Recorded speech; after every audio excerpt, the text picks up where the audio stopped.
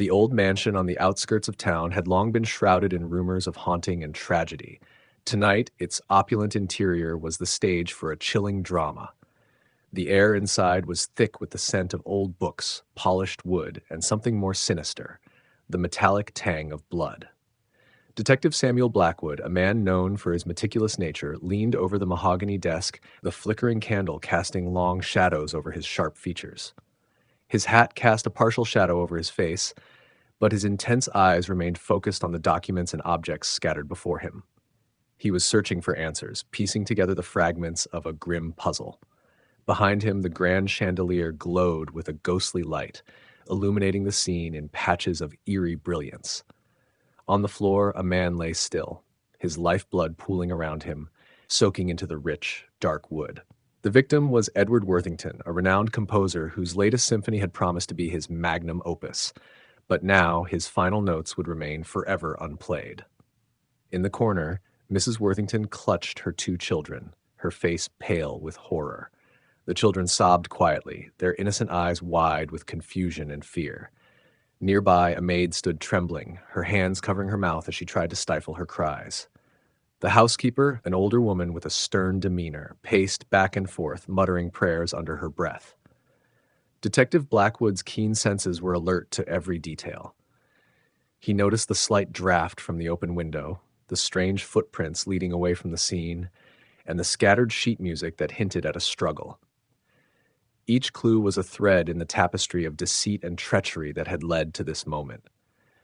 As he examined a peculiar note hidden among the composer's papers, a soft creak from the shadows caught his attention. Blackwood glanced towards the darkened doorway where a figure lurked, half hidden by the heavy curtains. It was a man dressed in rough clothes, a janitor or perhaps an intruder. His eyes darted nervously, and his hand rested on something hidden in his pocket. Blackwood stood slowly, his hand hovering near his revolver. "Step into the light," he commanded, his voice steady but firm. The man hesitated, then complied. As he emerged from the shadows, Blackwood could see the fear etched into his features. "I didn't do it," the man stammered. "I swear, I just found him like this." "Then why are you hiding?" Blackwood's eyes narrowed. "What do you know about this?" The man swallowed hard, his eyes flicking to the body on the floor and then back to the detective.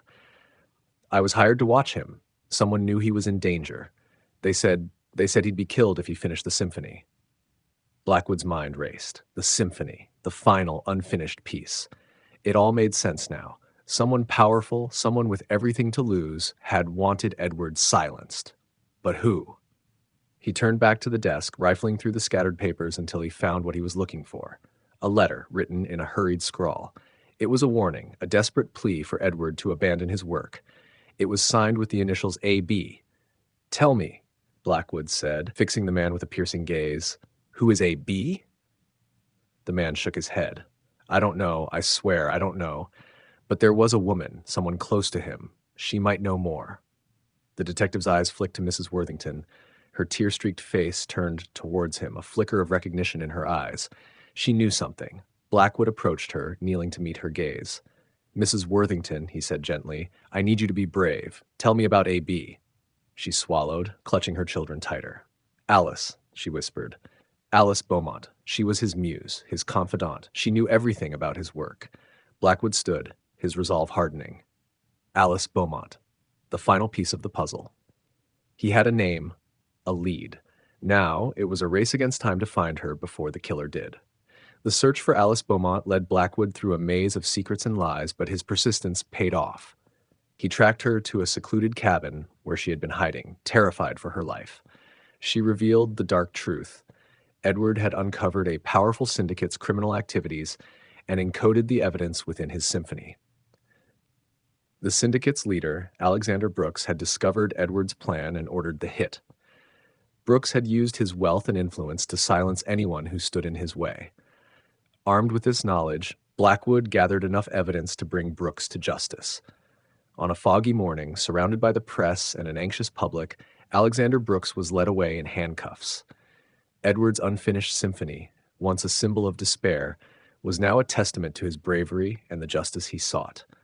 Detective Samuel Blackwood stood on the steps of the courthouse, the case solved, and the haunting melody of Edward's last composition echoing in his mind. The Symphony of Deceit had reached its final triumphant note.